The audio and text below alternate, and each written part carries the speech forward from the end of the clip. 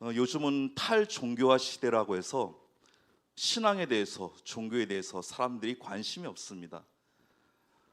우리 기독교뿐만 아니라 전체 종교적으로 숫자가 많이 줄어가고 있는 상황이죠. 얼마 전 목회 데이터 연구소에서 현재 종교의 어떤 퍼센테이지를 조사를 했습니다. 현재 기독교가 15%, 불교가 16.3%, 카톨릭이 5.1%. 불과 몇 년 전까지만 해도 비율이 가장 높았던 개신교가 불교보다도 적은 퍼센테이지를 나타냈습니다.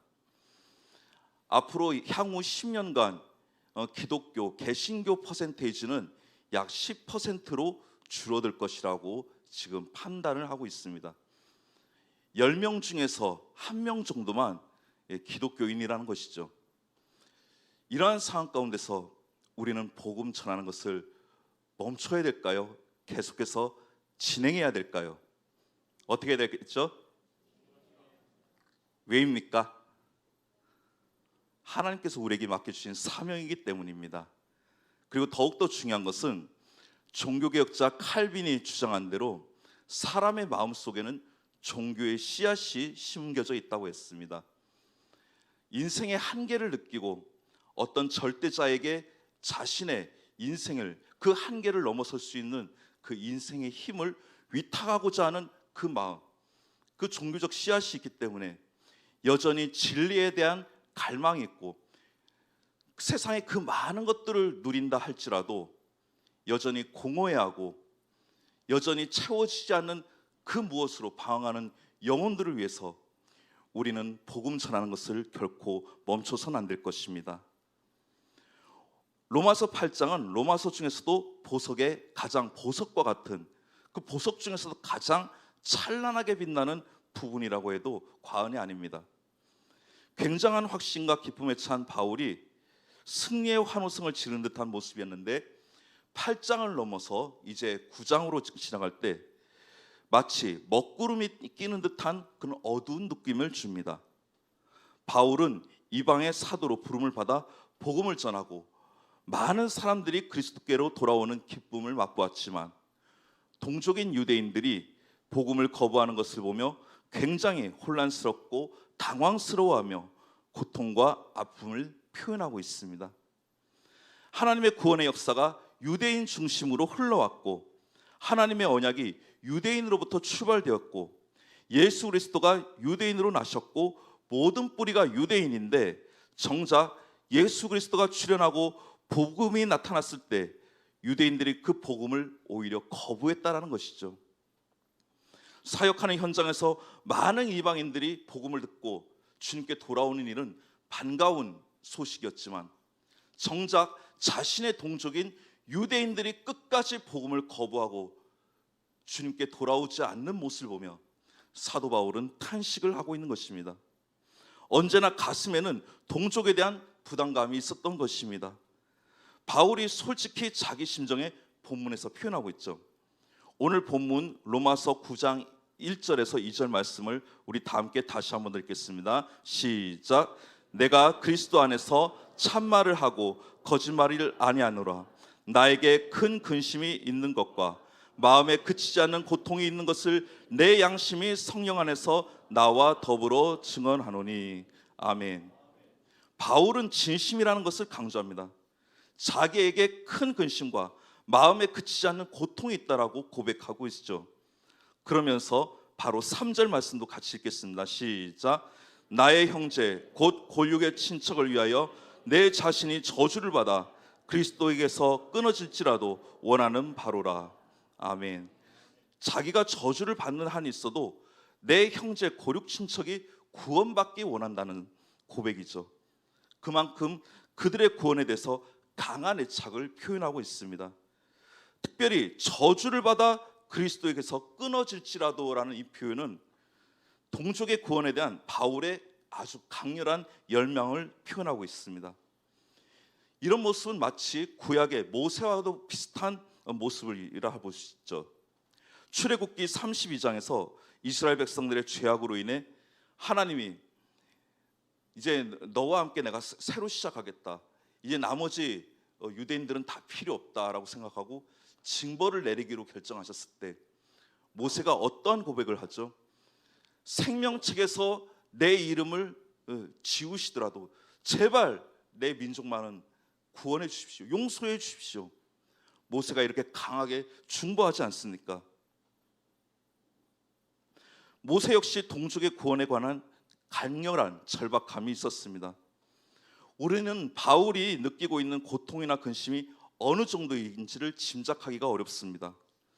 그는 복음의 사도, 이방인의 사도로서 구원의 사역을 위해 애써왔고 힘써왔고 과거에 유대주의 안에 깊이 들어가 있었지만 성경 전체의 맥락을 분명히 알고 있었습니다. 하나님의 구원의 역사가 유대를 중심으로 일어나고 있는데 왜 정작 우리 민족, 우리 형제 유대인들은 왜 그리스도의 그 복음에 반응하지 못할까? 왜 그분께 돌아오지 못할까? 여기에 대해서 애타고 있는 거죠. 마치 이런 것과 마찬가지예요. 내가 이웃들에게 막 전도를 합니다. 이웃들은 그 복음을 듣고 잘 돌아오고 있어요. 근데 정작 내 가족, 내 형제, 내 자매들이 주님께 돌아오지 않는 거예요. 얼마나 애가 탈까요? 요한복음 1장 11절에 보면 우리 함께 읽겠습니다. 자기 땅에 오매 자기 백성이 영접하지 아니하였으나. 아멘. 복음서에도 예수님의 출현을 가장 적대시했던 사람들이 바로 유대인들이었습니다. 바울도 이전에는 예수를 핍박하는 일에 앞장서는 삶을 살았죠. 그러나 그가 다메섹 도상에서 부활하신 예수 그리스도를 만나고 그의 인생이 바뀌면서 이방의 사도로 부르심을 받아 생명을 걸고 지금까지 달려왔던 것입니다. 그래서 바울의 고통과 고민이 더 깊어집니다. 왜 나의 형제, 나의 가족, 나의 유대인들은 왜 복음을 끝까지 거부하는 걸까? 혹시 하나님의 구원의 계획에 변경이 있는 것은 아닌가 하는 의구심까지 들게 된 것이죠. 바울은 로마서 1장 16절을 시작하면서 이렇게 고백합니다. 로마서 1장 16절 말씀 함께 읽겠습니다.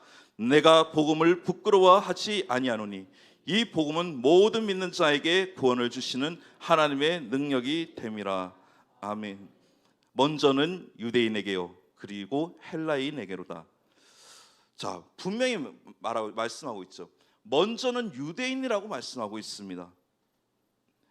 우리는 여기에서 바울의 진심을 다시 한 번 더 확인하게 되죠. 그가 이방의 사도였지만 동족이 복음의 바깥에 있는 것이 마음에 걸려 여전히 안타까워하고 있다는 사실입니다. 자기가 이방의 사도로 살아갈 때 이방인들이 돌아오는 기쁨이 크지만 반면에 또 다른 면에서는 유대인에 대한 안타까움이 마음 가운데 서려 있었던 거죠. 이것은 굉장히 자연스럽고 당연한 일입니다. 가까운 가족들이 예수를 믿지 않고 있는데 나의 구원으로 만족할 수 있는 사람은 아무도 없습니다. 나는 구원 받았어요. 나는 이제 천국에 가요. 그러나 나의 부모, 나의 자녀, 나의 형제들이 아직까지 예수를 믿지 않는다. 나 혼자 구원받은 걸로 그걸로 기뻐할 수 있을까요? 아닙니다. 아직 복음을 받아들이지 못한 그 가족에 대한 안타까움, 그 마음의 눌림이 여전히 존재하고 있는 것이죠. 이 구원의 은혜를 누리지 못하는 가족들이 주변에 있다면 너무나 안타까운 것입니다. 바울은 구원의 풍성함이 무엇인지 너무나 잘 알고 있었습니다. 하나님은 구약시대 때부터 구원의 경륜을 이루어 나가셨고 마침내 그리스도가 오셨고 자신도 복음의 바깥에 있었다가 예수 그리스도의 십자가 부활의 복음 안에 들어올 수 있었습니다. 그리고 그리스도 안에서 자신을 구원에 광대하고 풍성하고 황홀함을 누리지 못하는 유대 동족을 바라볼 때 이 고통이 끝나지 않는 것입니다. 이 고통을 사도 바울은 잘못된 고통이라 말하지 않습니다. 자연스러운 고통이라 말하고 있습니다. 예수를 믿고 있다면 아직 예수를 믿지 않는 나의 형제들에 대해서, 나의 이웃들에 대해서 가슴 아파하는 이 마음, 이 부담감, 이건 당연하다는 것이에요. 저는 이 부담감을 오늘 본문의 제목과 같이 거룩한 부담감이라 말씀하고 싶습니다. 하나님께서 나를 선택해 주신 것이 너무나 감사하지만 자신이 얻은 구원을 자랑하며 그것만으로 기뻐할 수 없다는 것을 말하고 있죠. 사랑하는 여러분, 혹시 어디 가서 맛있는 음식을 먹었는데 가족들이 없이 다른 사람과 그 음식을 먹을 때 이런 생각 해본 적 없으신가요? 이 음식 참 맛있네. 이 맛있는 음식을 나의 아내와 나의 남편과 나의 자녀들과 내 형제들과 함께 먹을 수 있다면 얼마나 좋을까? 마찬가지입니다.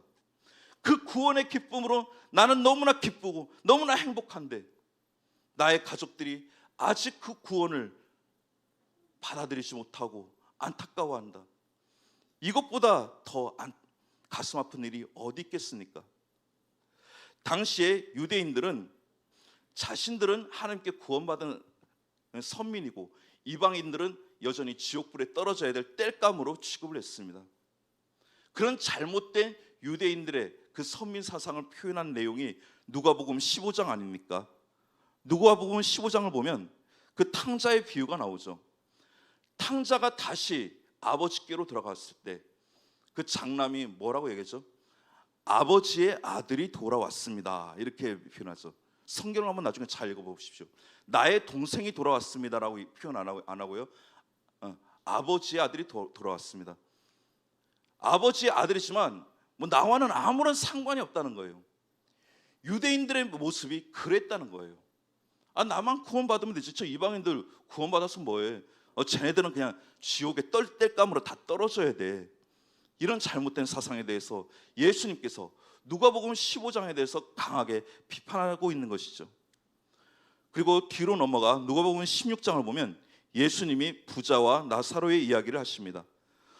부자는 날마다 연회를 베풀고 그 부잣집에 앉아있는 거지 나사로는 개들이 헌대를 핥을 정도로 하루하루 비참한 삶을 살아갑니다. 신분적으로 삶의 질로서 너무나 차이가 나는 삶을 살아갑니다. 그런데 이들에게 아주 공평한 사건이 벌어집니다. 어떤 공평한 사건이죠? 둘 다 죽었다라는 것이죠. 둘 다 죽었지만 부자는 지옥에, 나사로는 천국에 들어갔습니다. 부자는 음부에서 목이 타고 고통 중에 높은 곳을 바라보니 자기 집 앞에 앉아있던 나사로가 아브라함의 품에 안겨있는 것을 바라보게 됩니다. 그러면서 아브라함에게 부탁을 하죠. 저 나사로를 시켜 물 한 방울을 손가락에 찍어 내 혀를 서늘하게 해달라, 이렇게 부탁을 하죠. 그러나 그 부탁은 거절당합니다. 그리고 또 이 부자는 아브라함에게 부탁을 합니다. 저 나사로를 아직 믿지 않는, 주님을 모르는 내 5 형제들한테 보내줘서 복음을 전하게 하고 그들도 예수를 믿고 절대 이곳에 오지 못하게 해달라. 그러나 그것 또한 거절당합니다. 후회는 했지만 이미 다 늦은 것이죠. 죽고 나면 모든 것이 끝나는 것입니다. 더 이상 후회해본들 아무런 소용이 없는 것입니다. 지상에 살 때는 전혀 관심도 없었던 거예요. 나사로가 어떤 생각을 하는지, 무엇을 믿고 있는지, 나는 그냥 잘 먹고 잘 살면 돼. 나사로 그래서 뭐 어쨌다고. 근데 죽고 나서 이렇게 또다시 삶이 역전될 줄은 누가 알았겠습니까? 바울은 고린도전서에서 이런 고백을 합니다. 고린도전서 9장 16절 말씀을 다 함께 읽겠습니다. 시작. 내가 복음을 전할지라도 자랑할 것이 없음은 내가 부득불 할림이라. 만일 복음을 전하지 아니하면 내게 화가 있을 것이로다. 아멘. 만일 복음을 전하지 않으면 내게 화가 있을 것이라는 말씀입니다. 바울의 이런 태도와 관점이 우리 가슴에 와 닿았으면 좋겠습니다. 열왕기하 7장을 보면 비슷한 내용이 나옵니다. 아람의 군대에 둘러싸니 사마리아가 고립되어 굶어 죽을 지경이 됐습니다. 나중에는 먹을 게 없으니까 자기 자식까지 번갈아 가면서 잡아먹는 그런 비극적인 일까지 벌어지게 되죠. 기근이 너무나 심했습니다. 그런데 그들은 하나님께서 아람의 군대를 함락시켜 놓은 것을 모르고 있었습니다. 그런데 4명의 나병 환자들이 아람의 진영으로 들어가 보니 아람 군사는 다 도망가고 거기에는 먹을 것과 금은보화가 흘러넘쳤습니다. 얼씨구나 하고 실컷 먹고 챙길 것 챙겼는데 그 중에 한 환자가 이렇게 얘기하죠. 오늘은 아름다운 소식이 있는 날이거늘 우리가 침묵한다면 벌이 우리에게 미칠 것이다. 이 좋은 소식을 우리만 아는 것으로 끝나지 말고 빨리 저 유다 땅에 가서 알리자. 저 사마리아 성에 가서 알리자. 이렇게 고백을 하죠. 구원을 얻고 변화가 일어나는 사람일수록 이런 마음이 일어나게 돼 있죠. 이 기쁜 소식을 나 혼자만 알기에는 너무나 아깝다는 거죠. 다른 누군가가 알았으면, 이 좋은 소식을 듣고 그 사람도 행복을 얻었으면, 세상에서 찾을 수 없는 그 기쁨과 행복과 만족을 누렸으면 얼마나 좋을까. 이 생각을 하는 것이 정상적인 믿음의 사람의 모습 아닐까요? 고린도전서의 바울의 마음이 바로 이런 것입니다. 사랑하는 성도 여러분, 귀한 것을 나누는 것이 진정한 사랑입니다. 바울이 느끼고 있는 고통이 무엇일까요? 바로 동족을 사랑하는 그 사랑하는 마음에서 나온 것입니다. 사랑하는 만큼 고통하는 것이죠. 누군가 아프면 가장 많이 고통스러워하고 그 아픔을 같이 느끼는 사람이 가장 그 사람을 사랑하는 사람입니다. 오늘 우리도 바울의 이런 아픔이 나에게도 있는지 한번 점검해 볼 수 있기를 바랍니다. 사랑하는 것은 좋은 것을 그 사랑하는 사람에게 나누는 것입니다. 어떤 여자분이 자신이 생일이 다가올 때 선물을 준비하는 남편에게 이렇게 말합니다. 여보, 나는 다른 그 어떤 선물보다 당신이 교회에 나와 예수를 믿는 것이 나에게 가장 큰 선물이야. 이런 고백을 하시는 거예요. 자기에 주는 최고의 선물이 남편의 구원이고 아무리 세상적으로 좋은 것을 해준다고 해도 기쁨이 될 수 없다는 것을 표현하는 내용이죠. 제가 오랜 시간 부교육자로서 교회를 이제 섬기다 보면 참 별의별 일들이 많이 있습니다. 특별히 장례식을 섬기면서도 이런 일이 있었습니다. 어떤 임종을 앞둔 분이 계시는데 그 임종을 앞둔 분이 저를 급히 부르시는 거예요. 아, 임종 예배 드려달라고 그러시는 거구나 하고 이제 저는 임종 예배를 준비하고 정중하게 찾아갔는데 그 옆에 계신 그 자녀를 통해서 유언장을 저에게 남기신 거예요. 내가 만약 죽게 되거든 장례 예배 때 유가족 우리 식구들 위로하는 메시지 전하지 말고 강력한 전도 메시지를 전해주세요. 나는 이제 천국 가서 행복하고 좋지만 아직 예수를 믿지 않은 우리 가족들은 어떻게 합니까? 목사님께서 장례 예배 기간 동안 절대로 다른 메시지 전하지 마시고 복음 전도 메시지만 전해주셔서 우리 가족들 꼭 영접할 수 있도록 도와주시기 바랍니다. 그 유언장을 저에게 남겨주신 거예요. 자신에게 죽음이 닥쳐와 있는 상황 속에서도 가족들의 구원을 챙기는 그 영혼이야말로 구원이 무엇인지를 정확하게 이해하고 있는 사람입니다. 예수를 믿는 사람들이 가지는 가장 강한 애착이 있다면 그것은 바로 영혼 구원입니다. 특별히 가까운 사람들의 구원 문제에 관심을 가지는 것은 너무나도 당연하죠. 구원받는 사람들은 영혼 구원에 대한 간절함이 있는지를 살펴볼 필요가 있습니다. 내 주변에 있는 가족과 친지들, 이웃들에 대해서 어떤 부담을 가지고 있는가? 여기에 따라서 우리의 진정한 신앙 상태를 점검해 볼 수 있습니다. 제가 부산에서 사역할 때 섬겼던 어느 교구의 순장님은 새벽 기도 때 항상 남편의 구두를 갖고 나오시는 거예요. 제일 앞자리에 그 남편의 구두를 갖고 나오시는 거예요. 사연을 들어보니까 남편이 아직 예수를 안 믿어요. 근데 남편이 이 구두를 신고 제발 나와 함께 이 예배당에 나와서 예수 믿고 같이 예배를 드리면 얼마나 좋을까. 하나님, 제발 우리 남편이 이 구두 신고 이 예배당에 나와서 예배 드릴 수 있도록 해주세요. 그렇게 새벽마다 남편의 구두를 들고 기도하러 나오시는 거예요. 근데 놀라운 일이 벌어졌습니다. 어느 날 남편이 출근을 하려는데 자기 구두가 없는 거예요. 아내에게 황급히 전화합니다.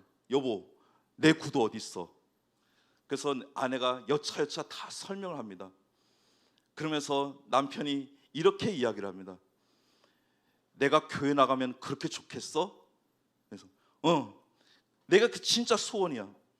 당신이 교회 나오면 내가 정말 하늘을 날아갈 것 같이 기쁠 것 같아. 그래, 알았어. 뭐 죽은 사람의 소원도 들어준다는데 뭐 산 사람의 소원을 못 들어주겠어? 내 교회 다음 주부터 교회 나갈게. 예, 교회 나왔어요. 그리고 믿음이 들어가기 시작하시는 거예요.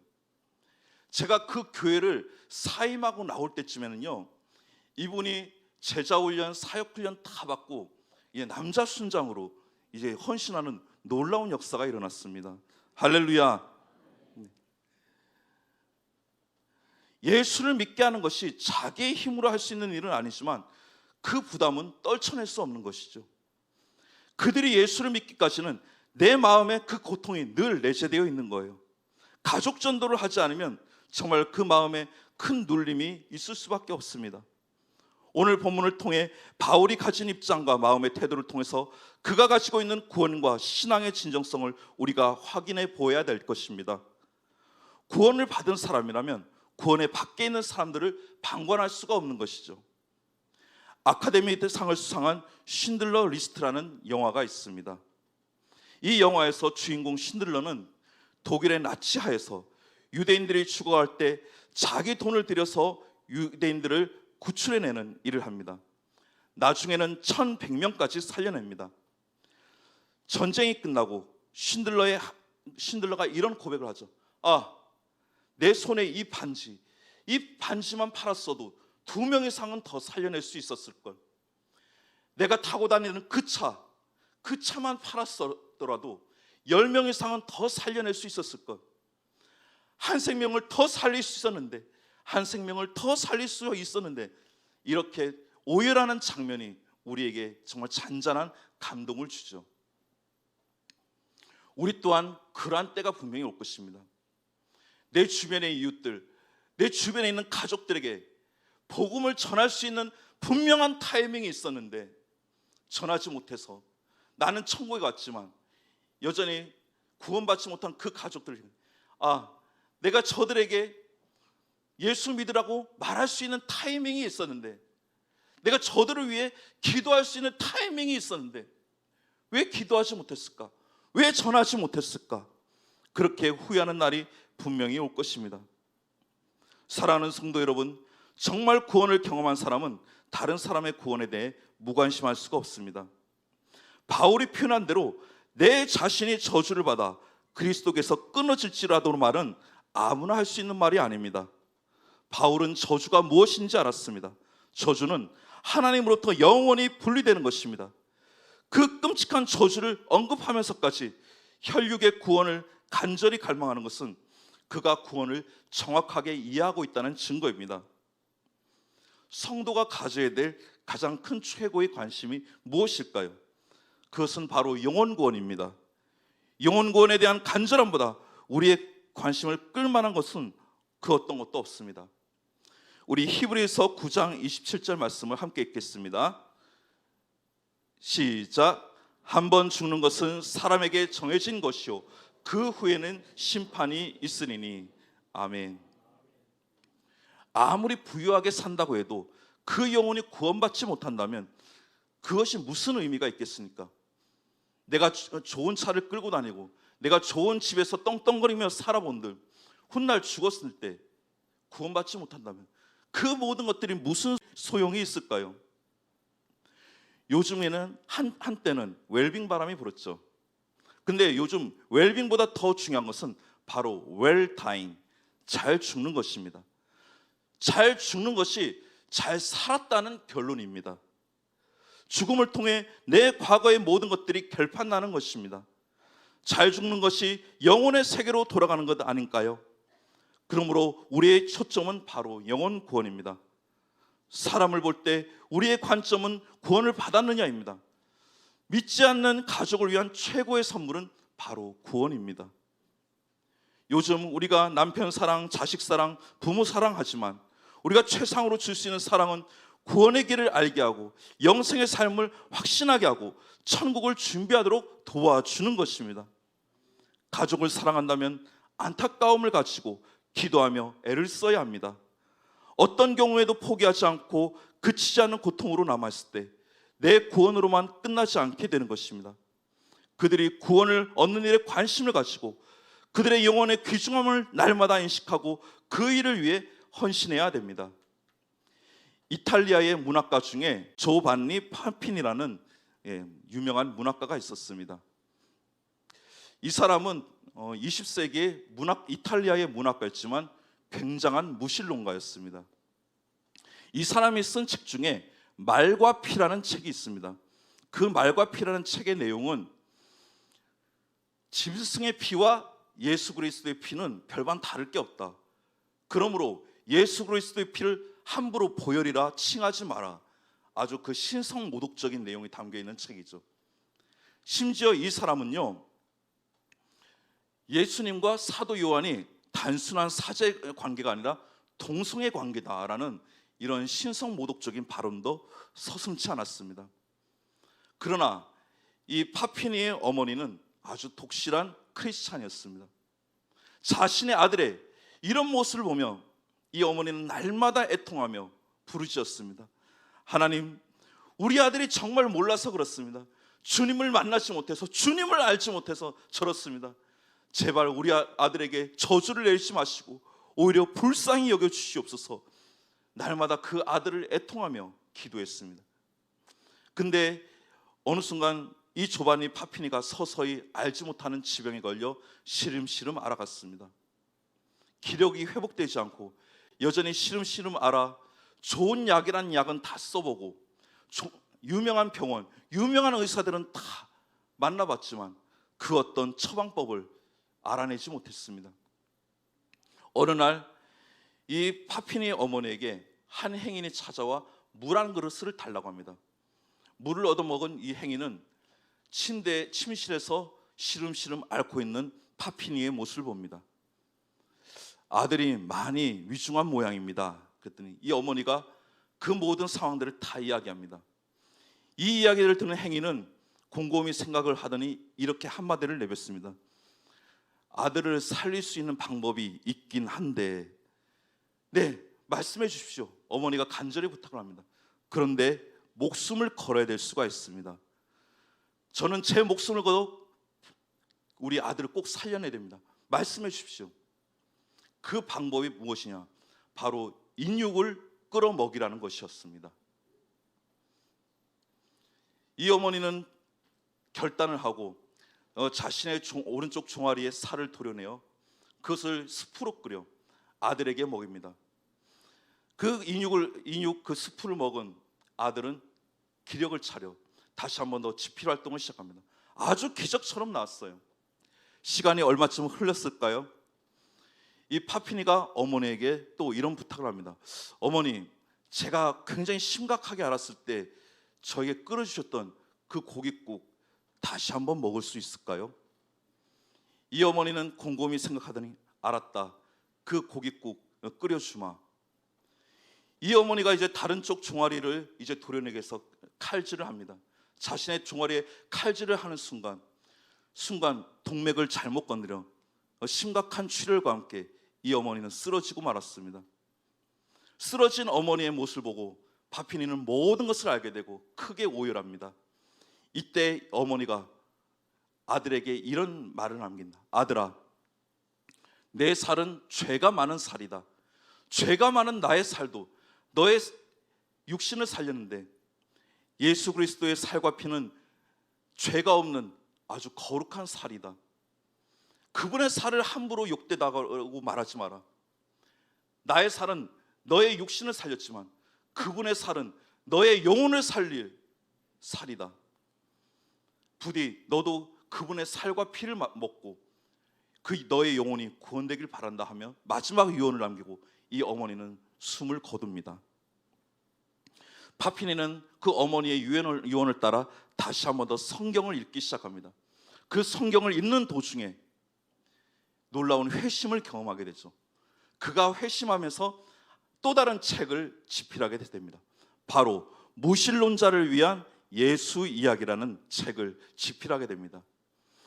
이 책이 이탈리아의 큰 화제거리가 되었습니다. 아니, 무신론자였던 파피니가 어떻게 예수쟁이가 됐지?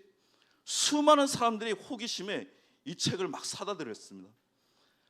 한 번 절판되고 또 재판에서 또 절판되고, 이 책이 나중에는 이탈리아를 넘어 유럽 전역에 팔리기 시작합니다. 번역돼서 팔리기 시작해요. 이 책을 읽고 수많은 무신론자들이 주님께 돌아오는 놀라운 역사가 일어났습니다. 사랑하는 여러분, 우리는 오늘 본문 말씀을 통해 영혼 구원의 열정이 이렇게 강력할 수 있는지 자신의 모습을 다시 한번 더 비춰볼 수 있길 바랍니다. 로마서 8장에서 그리스도의 사랑에서 끊을 수 없다라고 감격적으로 선포했던 바울이, 그리스도에게서 끊어지는 한이 있어도 가족, 친척이 구원을 얻기를 원하는 간절한 열망, 그 열정이 우리에게도 주어지는 은혜가 있기를 소원합니다. 우리 교회가 재가복지센터를 통해 인생의 말년을 지내시는 어르신들을 섬기고, 프로이드의 어린이집을 통해 이 지역에 자라나는 새싹들을 돌보는 귀한 일들을 감당하고 있지만, 이 모든 일들 또한 구원의 역사가 일어나기 위해서 다리를 놓는 중요한 사역입니다. 교회의 모든 사역은 영혼을 구원하는 일에 초점이 맞춰져야 되는 것이죠. 영생과 천국을 가지게 하는 것보다 더 위대한 일은 없다는 것을 이해하고, 오늘도 구원 없이 달려가는 사람들을 향해 다시 한 번 더 사랑과 애정을 다하시기를 주님의 이름으로 축복합니다.